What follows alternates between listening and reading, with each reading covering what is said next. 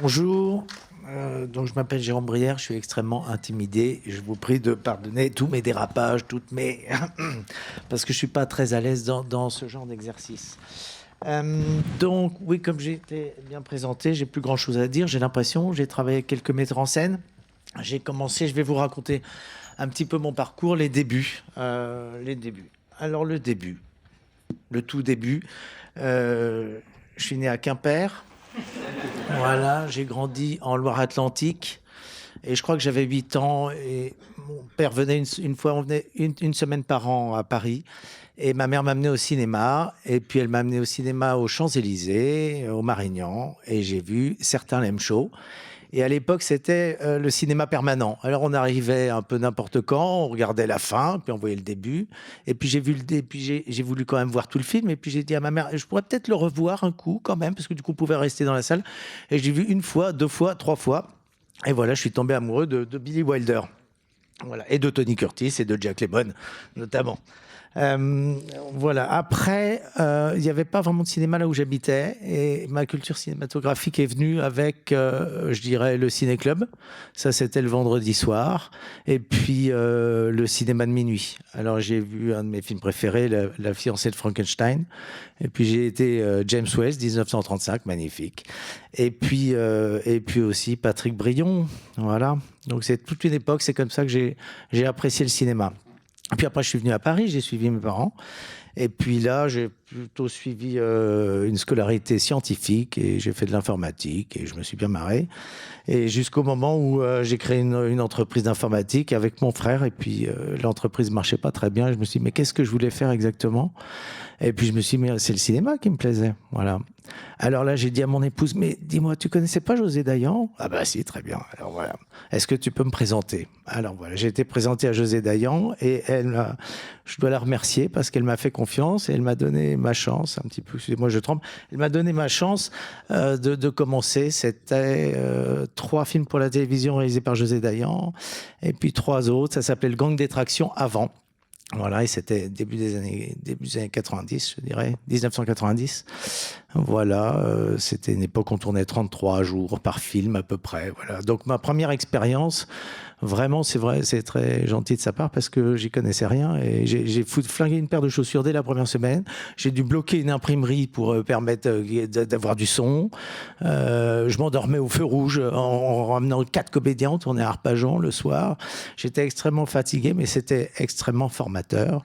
Et j'ai appris l'efficacité avec José Dayan. Ça a été vraiment un début de parcours incroyable. Et pour parler de ça, de Gang des Tractions, pour vous dire la chance que j'ai eue, parce qu'on a tourné au studio d'Arpajon. C'était sur le plateau, on avait plusieurs plateaux, et il y avait un 4000 m² à Arpajon. C'est un studio incroyable. Un peu loin de Paris, effectivement, mais incroyable. Tout était pavé, tout était installé de rampes de pluie. Il y avait des soleils partout. Il y avait vraiment tout des voitures. C'était un film d'époque. Évidemment, les tractions avant Pierrot le Fou. Voilà, donc c'était formidable. Et ça a commencé comme ça. Voilà. À l'époque, donc oui, j'étais effectivement l'équivalent d'auxiliaire. Il n'y avait pas de stagiaire. Enfin, on m'a dit quand même, tu devrais être content. Tu travailles gratuitement, mais c'est génial de faire ce métier. Ça a bien changé maintenant. Ils travaillent gratuitement, ce sont des stagiaires. Enfin, il y a une petite compensation, mais c'est un peu le même principe. Voilà ce que je peux dire un peu sur mon parcours. Puis après, j'ai enchaîné un peu, second. Ça s'est plutôt pas mal passé. Voilà. Qu'est-ce que je peux vous raconter d'autre? Alors, qu'est-ce qui a changé depuis cette période-là? En fait, on est dans les années 90. Après, je suis passé, bon, je vais pas vous raconter tout mon CV, mais j'ai fait pas mal de télévision, puis après, j'ai quitté José Dayan, et puis je suis passé beaucoup plus au long métrage. Voilà, premier long métrage, après avec Laetitia Masson. Et puis, est arrivée en 2012 une convention collective étendue. Alors ça a tout changé. Alors là, ça a vraiment tout changé parce que le poste est devenu défini. Il y avait une définition du poste que moi je ne connaissais pas avant. Voilà. Et donc je vais vous lire dans ce que dit la convention collective. C'est quoi? Premier assistant réalisateur de cinéma. C'est un cadre. Collaborateur du réalisateur, il seconde celui-ci durant la préparation et la réalisation du film. Il peut être engagé pour des études préalables, en accord avec la production, en coordination avec les collaborateurs de création concernés. Il établit et met en œuvre le plan de travail. Il coordonne avec les différents départements du film la préparation et la mise en œuvre du tournage de chaque séquence. Il élabore les feuilles de service en lien avec le réalisateur. Il exerce ses fonctions dans le respect et les règles d'hygiène et de sécurité. Voilà la définition du poste de premier assistant réalisateur. C'est assez précis, en même temps c'est assez vague. Maintenant, bon, voilà.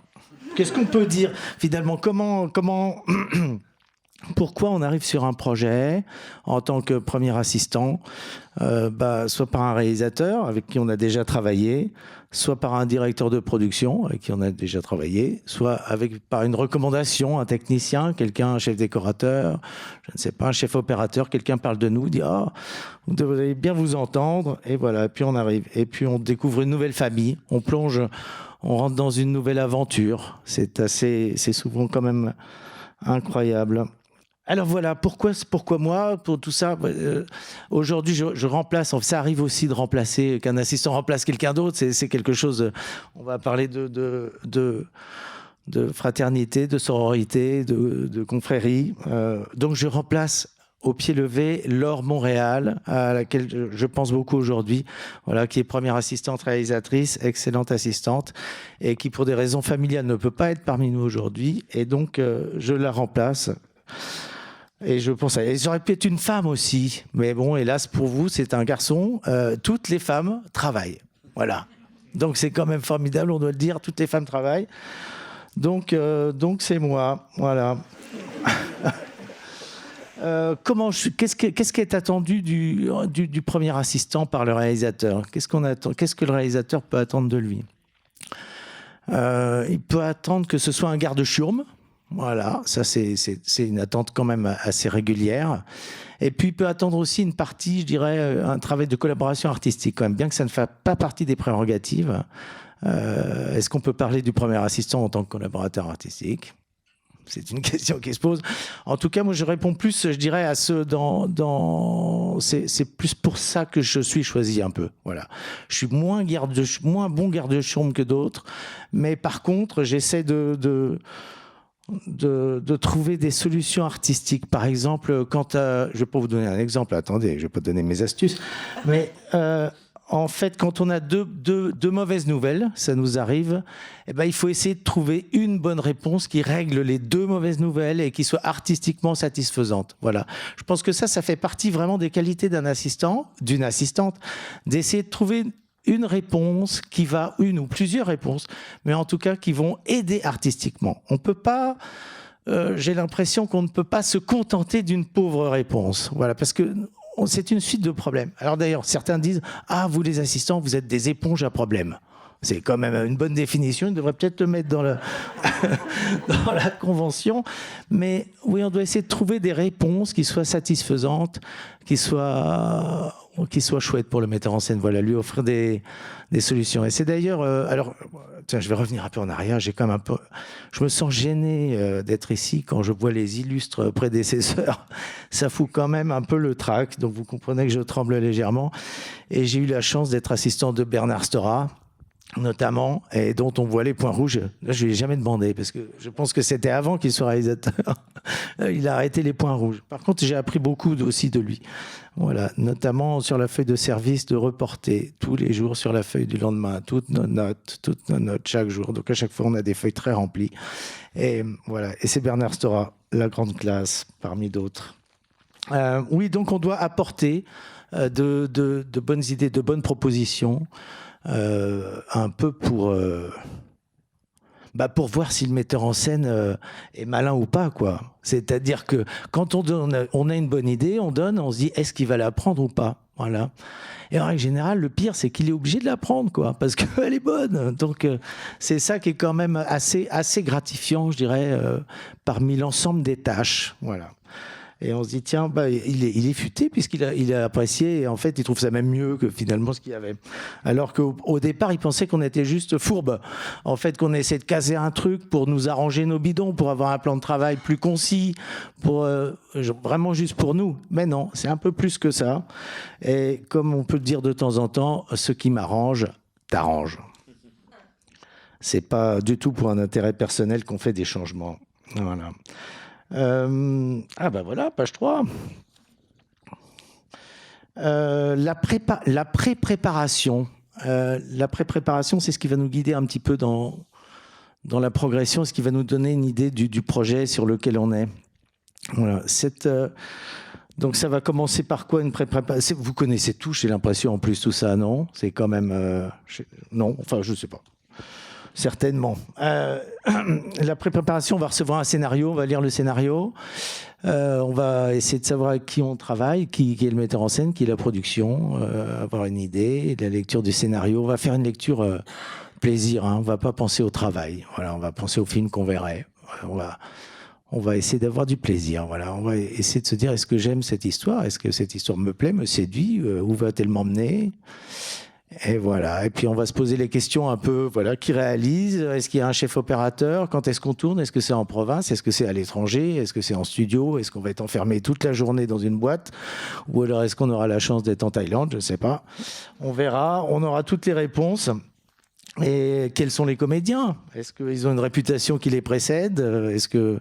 Voilà, on a tous un peu ça. Et donc on va se faire une idée comme ça, puis on va rencontrer le réalisateur et on va essayer de comprendre... comme je disais, de préciser quel film on fait, quels sont les enjeux. Voilà, essayer de comprendre vraiment le film. Et ça, je pense que c'est déterminant par rapport à la suite, par rapport à la progression du projet. Voilà. On peut se tromper quelquefois, d'ailleurs. En tout cas, si on veut faire le film, il faut aimer le film. Si on n'arrive pas à trouver des prises, des choses qui nous...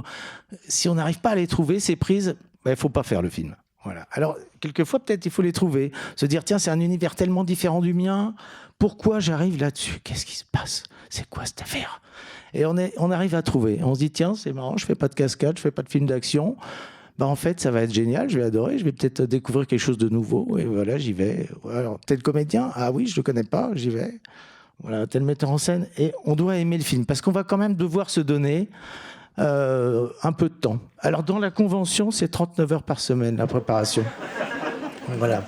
Dans la réalité, il n'y a pas de réalité, mais c'est souvent quand même un petit peu plus. 40, 41 heures, on ne sait pas. Enfin 50, 60, mais on ne sait pas. En tout cas, on est disponible, on est très disponible. On a un portable normalement, voilà, qui sonne, qui peut sonner. Ça dépend des metteurs en scène, ça dépend des directeurs de production, ça dépend des équipes, mais il faut quand même qu'il reste allumé. Et si on ne rappelle pas très vite, je connais certains metteurs en scène, ça peut poser des problèmes. Hein. Voilà. Il y en a qui ont eu des problèmes. Donc, qu'est-ce qu'on va faire avec cette première étude qui va nous permettre de cerner un peu le projet? Qu'est-ce que j'ai écrit alors? Voilà. Voilà, on va essayer de penser à une date de tournage. Quand est-ce qu'on va faire ce film? C'est un film qui se passe entièrement la nuit. On n'a qu'à commencer à tourner le 21 juin. Bon, je ne sais pas si c'est une bonne idée ou si c'est entièrement 2 jours. Voilà, on va peut-être pas tourner non plus à Noël. Donc, on va essayer de trouver une bonne date de tournage. On va essayer de bien mettre le film sur de bons rails. Voilà, voir les dates, les fenêtres de casting. Ça va être ça un petit peu le début. Et puis, on va faire... Qu'est-ce qu'on pourrait faire d'autre avec le plan de travail? On va faire une liste des décors. Alors, je pense qu'on a vu quelques listes qui étaient très bien faites. C'était quand même beaucoup plus glamour au crayon à l'époque, c'est vrai. C'était plus joli que les listes Excel, mais qui sont quand même mieux que les listes Movie Magic. Enfin, on en parlera plus tard, pour ceux qui connaissent. Voilà. Le PDF n'est pas le meilleur outil. Mais voilà, on va faire une liste des décors et puis une liste des rôles. Je pense que ça va être les deux premières choses à faire. Les 2 premières choses à faire. Pourquoi? C'est le nerf de la guerre un peu. Hein. Voilà, le casting pour les financements. décors pour la fabrication. Voilà, c'est vraiment ce qu'on va faire. Et puis, ça va permettre au directeur de production, après, de passer, une fois qu'on aura fait ces listes-là, de lancer les repérages. Et puis aussi de faire un budget par rapport au temps nécessaire, au nombre de semaines, à la complexité du film. On va aussi lister tout ce qui est un peu complexe dans le film. Qu'est-ce qu'il faut pas rater. Voilà, une fois de plus, quels sont les enjeux du film. Voilà, les cascades, les musiques. Alors, les musiques, voilà, c'est très cher ça. Les musiques, ça me rappelle un futur projet, tiens. Puis, alors le studio, de temps en temps, on tourne en studio. Je fais assez peu de films en studio, ça fait longtemps. J'ai pas fait de film en studio. Le dernier, je l'ai fait dans un faux studio au Luxembourg. Je sais pas pourquoi. Ça doit être la production, mais ça arrive. Mais voilà, sinon, est-ce que c'est un film en studio ? La question peut se poser. Alors, je ne sais pas, certains pourront répondre peut-être combien de temps, à partir de combien de temps dans un même décor d'appartement parisien, ça vaut le coup de tourner en studio. Ça se réfléchit en tout cas. Est-ce qu'on sait quelle équipe ? Est-ce qu'on sait effectivement quelles sont l'équipe, la composition de l'équipe ? Qui a quel poste ? Est-ce qu'il va falloir des répétitions ? Voilà, cette préparation va permettre de tout mettre en place et de définir, si les financements arrivent, un début de préparation. Le scénario. Alors, on va recevoir un scénario, effectivement, qu'on aura lu, on en a parlé. Et ce scénario, il va avoir une particularité souvent, c'est que on ne sait pas s'il est fait comme outil de travail pour l'assistant, qui va mettre tout bien proprement, faire des listes, comme on a vu, magnifiques et tout ça, ou alors si c'est un outil d'aide au financement, qui est de la littérature pure et dont on va se débrouiller, nous, après, pour transformer cette littérature en outil de travail. Parce que le scénario, c'est un outil de travail vraiment de base, on l'a tout le temps avec nous, on peut pas... Ça paraît une évidence, mais c'est un outil de travail qu'on a en permanence avec nous. Et par exemple, je suis sur un projet, il y a 30... Le film fait, bon, je dirais pas 120 minutes, mais peut-être 100 minutes. Il y a 30 séquences. Alors, elles sont numérotées. 1A, 1B, 1C. Alors, c'est moi qui ai mis les ABC, je connais l'alphabet, donc c'est assez pratique. Mais en fait, on renumérote tout. On remet tout dans le bon ordre pour tout découper, comme on le sait, en scènes qui sont unités de temps, de lieu et d'action. Et dès qu'un paramètre change, on change de séquence et on remet tout. Et on va faire un lissage du scénario pour que tout le monde parle de la même chose quand on parle d'une séquence. Donc quand on commence la préparation, après il va falloir constituer une équipe, donc équipe mise en scène. Équipe mise en scène, on est 3, 4 de temps en temps avec un stagiaire. À la base des renforts, ça dépend des films, mais la base, ce sera 3 personnes. Et on va chercher aussi, nous on va se demander par rapport à notre deuxième assistant, quel est le deuxième assistant, la deuxième assistante. Je suis désolé si je mets pas tout au féminin, je double pas tout. Celles et ceux qui ne sont pas d'accord me disent. Qui va être le plus adapté par rapport à ce projet. Voilà. Et les projets sont comme ils sont différents, on va pas forcément choisir la même personne en fonction du projet. Néanmoins, quand on peut avoir la même personne, avec qui on s'entend bien, c'est très pratique. Un regard suffit et hop, les choses sont faites. Alors, on va faire aussi un rétro-planning. Rétro-planning sur lequel on va absolument tout mettre. Et ça, c'est fondamental aussi par rapport à l'avancée du projet. On va se mettre des échéances, deadline en anglais.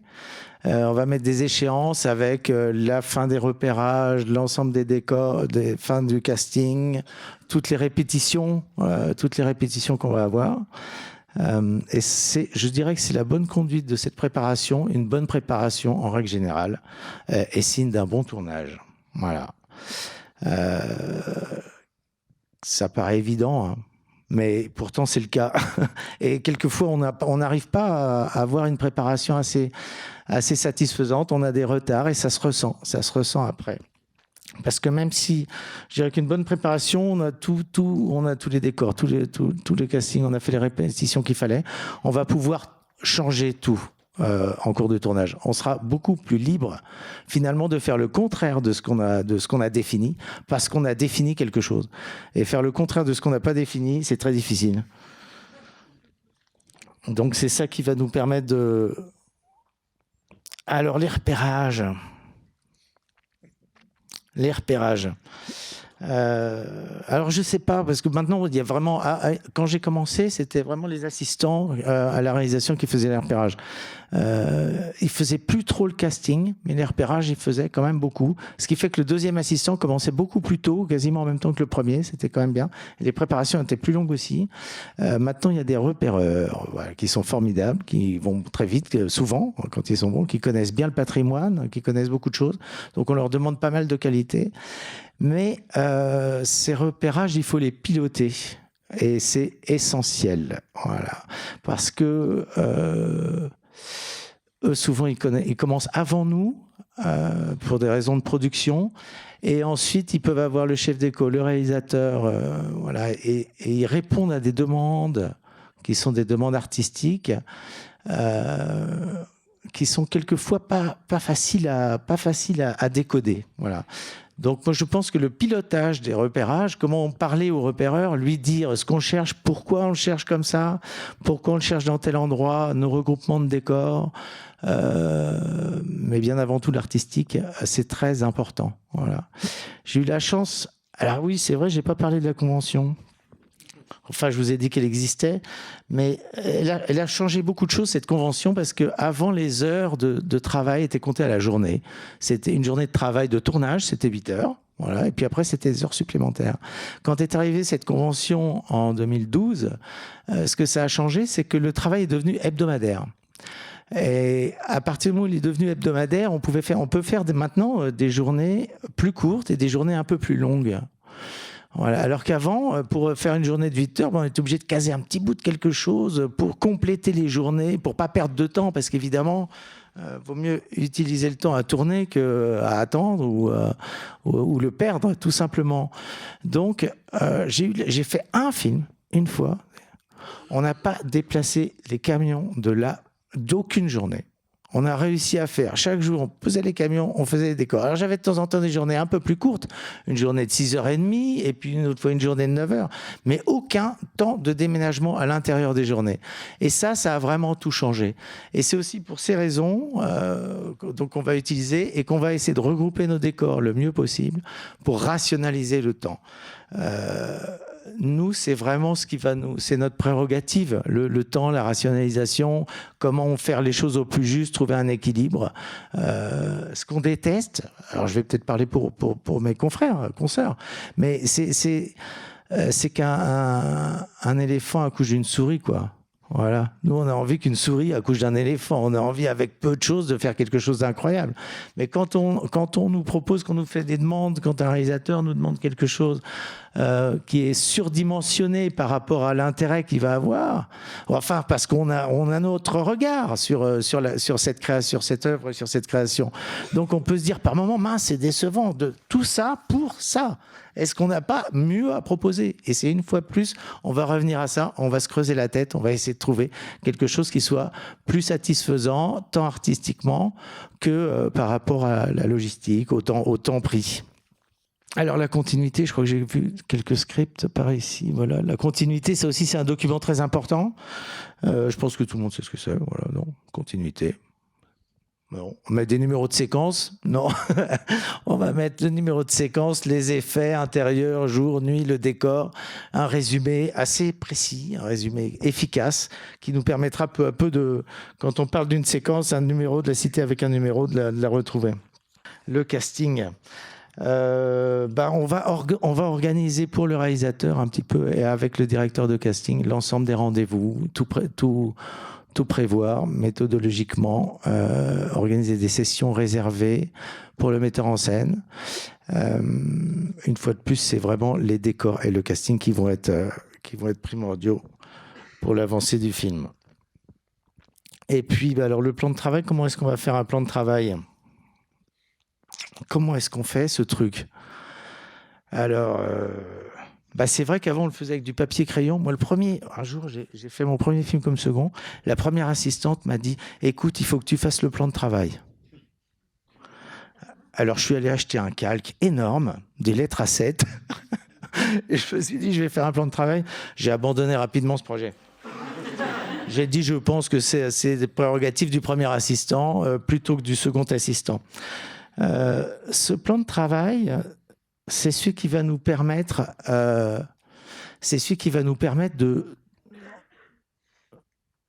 d'être le plus efficace possible dans le tournage. Voilà. Et c'est quand même pas facile comme exercice. C'est très très amusant. Par contre, c'est très amusant, mais c'est pas facile parce qu'on n'est jamais content. Enfin, personnellement, quand je fais des plans de travail, je suis jamais content. Peu à peu, je m'approche et à un moment donné, je me dis, oh, il est pas si mal. Il est pas si mal ce plan de travail. Et là, je suis content. Tant que j'en ne suis pas arrivé là, je vais être tout le temps dessus. Voilà. Pourquoi je sais pas, on en parlera peut-être avec Concert. Pourquoi est-ce que c'est aussi compliqué et très difficilement satisfaisant? C'est parce qu'on cherche toujours le mieux. Voilà, on cherche mieux. Et on y arrive. Le pire, c'est qu'on y arrive. Et voilà, tant qu'on... on y arrive quand même un peu, messieurs. Ben oui. On y arrive. On y arrive quand? On y arrive comment? On y arrive quand on se dit, je commence par la plus grosse. Tourne globalement dans la continuité du film. Globalement, je fais les séquences les plus importantes le matin. Je gagne ma journée le matin. Globalement, j'ai fait mes extérieurs aussi le matin. Globalement, je finis le décor par des journées un peu plus légères. Comme ça, je peux recaser ce qu'il y avait. Globalement, je finis pas mes journées avec 10 comédiens et que si j'ai des problèmes, je suis obligé de faire revenir tout le monde le lendemain. Voilà, c'est toutes ces petites choses-là qui font qu'en fait, on arrive à faire quelque chose de satisfaisant. On se dit, tiens, c'est pas mal. Et à ce moment-là, quand c'est pas mal, on peut avoir une galère sur le film, il peut se passer quelque chose, je sais pas, le groupe tombe en panne, le comédienne se casse la jambe, je ne sais pas, j'exagère un peu. Mais en fait, on arrive à retomber sur nos pattes assez bien. Et ça, on le sait, et nous, c'est extrêmement agréable pour nous de se dire, j'en ai un peu sous le pied, plutôt que je suis à la ramasse depuis le début. Voilà. Et nous, on a besoin de ça parce que ce sont que des problèmes qui arrivent globalement. Enfin, c'est source de solutions. Mais on a souvent des petites galères, quoi. Voilà. Donc, c'est quand même bien de se dire, voilà, c'est mieux d'avoir des brassards quand on ne sait pas nager. Donc, voilà. Oui, ça, les cover sets, on en a parlé. Alors, il y a un truc qui est compliqué dans les plans de travail, je sais pas. C'est comment mes confrères comment on estime le temps de tournage d'une séquence. Alors, je suis embêté parce que j'enseigne un peu en ce moment et j'ai quand même du mal, je tente de leur enseigner comment à mes charmants élèves du CEFPF. Il doit y en avoir par ici. Ouais. Merci d'être venu. Désolé, c'est moi que vous deviez voir des confrères formidables, mais bon. Comment on estime le temps de tournage d'une séquence? C'est assez compliqué. Est-ce qu'il y a des moyens supplémentaires, de la figuration, Alors j'ai tenté de faire un truc comme ça. Alpha fois la complexité de la scène, parce que j'ai fait de l'informatique avant. Bêta fois le nombre de personnages. Gamma fois le minutage. Et delta le nombre de prises. Avec ça, on peut trouver une petite formule et on devrait y arriver. Voilà. Je ne sais pas si ça parle à tout le monde, mais plus il y a de personnages, plus la scène est longue, plus elle est compliquée. J'ai pas parlé de l'émotion. Tiens, il faut peut-être que je rajoute une lettre. Quand on se mêle l'émotion. Et aussi, je ne me rends pas compte du temps. Là, c'est mince, parce qu'on m'a dit qu'il fallait en plus, quand on était assistant, s'occuper du temps. Mais là, j'avais l'impression que j'étais ailleurs. Les éphémérides, ça c'est très très important pour nous, les éphémérides. On passe notre temps avec ce truc-là. Pourquoi? Parce qu'évidemment, les chefs opérateurs qui cherchent la plus belle lumière, à juste titre, ils veulent toujours tourner à l'aube, au coucher du soleil, à la golden hour, comment ça s'appelle, au crépuscule, dusk pour les internationaux. Et donc, on va essayer de caler ça. Et je peux même vous dire que dans mon expérience d'assistant réalisateur, j'étais beaucoup moins vigilant au début de mon expérience. Je n'avais pas. Maintenant, j'ai tout le temps. Et c'est là aussi, je peux être content un peu au plan de travail si je me dis, en plus, je fais plaisir au chef opérateur il va m'avoir à la bonne parce que je lui ai mis au bon moment le truc et qu'en plus, j'ai évité qu'il le rate parce que j'ai prévu un petit truc qu'on pourrait enlever au cas où on aurait pris du retard. Comme ça, on aura quand même le coucher au bon endroit. Et j'ai des rapports meilleurs avec les chefs. Alors qu'avant... Ah ouais. Je me souviens, comme ça, j'étais une grande chef opératrice. Et puis, elle me dit, on va pas faire la plage maintenant. J'ai dit, écoute, Si tu fais le plan de travail, je fais la lumière. Elle a quitté le plateau. La metteur en scène m'a dit, mais elle est où? Je dis, je sais pas, elle est partie. On l'a attendue, je crois qu'après on a tourné à l'heure qu'elle voulait, puisqu'elle n'est pas revenue avant. Alors... Voilà. La préparation. Alors la préparation, c'est vraiment nous, on va être beaucoup avec le réalisateur et avec le directeur de production. C'est vraiment un trio. Alors on est le moins payé, ça c'est classique. De toute façon, ça fait partie de notre job, de manager des gens qui gagnent tous plus que nous. Alors, donc c'est assez marrant, mais c'est toujours un peu, parce qu'on se dit tiens c'est marrant parce qu'il doit avoir lu la grille des salaires quand même. Il sait que je l'embête, mais en fait bon, mais ouais. Donc on essaie de tous les mettre d'accord. Donc c'est pour ça qu'il faut être assez malin. Et avec le directeur de production, on va vraiment être un binôme. Voilà. Qu'est-ce que je peux te dire par rapport à ça encore? C'est un binôme. Ouais. On va travailler ensemble.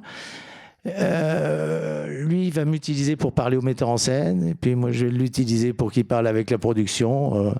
Bref, s'il veut diminuer quelque chose, c'est moi qui vais en parler au metteur en scène, et si je dis qu'il faut plus d'argent, c'est lui qui va en parler à la production, quoi. Voilà. Mais on va être tout le temps ensemble, tout le temps. La lecture technique, ça, c'est un grand moment. C'est toujours sympa. Alors, en règle générale, on se dit une demi-journée, ça va, puis à 23h, on arrête, quoi.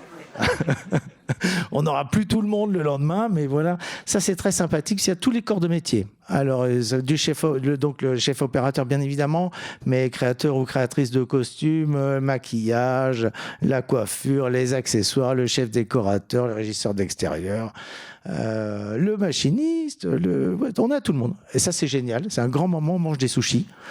Vers 14h.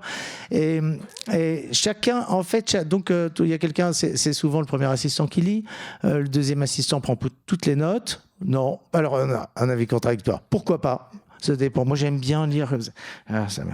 Et alors donc, et ensuite, chaque corps de métier va poser toutes les questions qui se rapportent à son département et au scénario.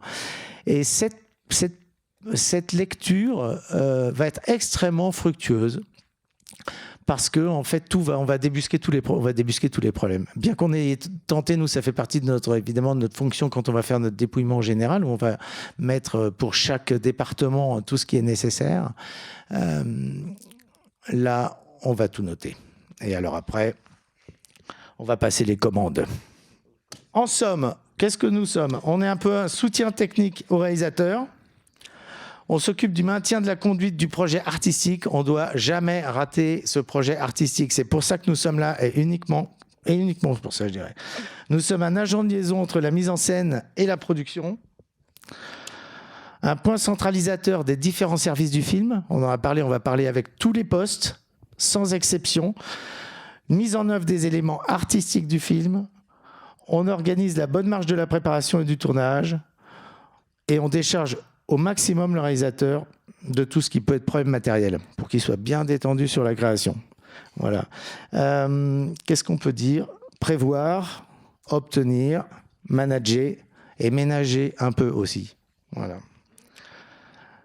Merci beaucoup. J'espère que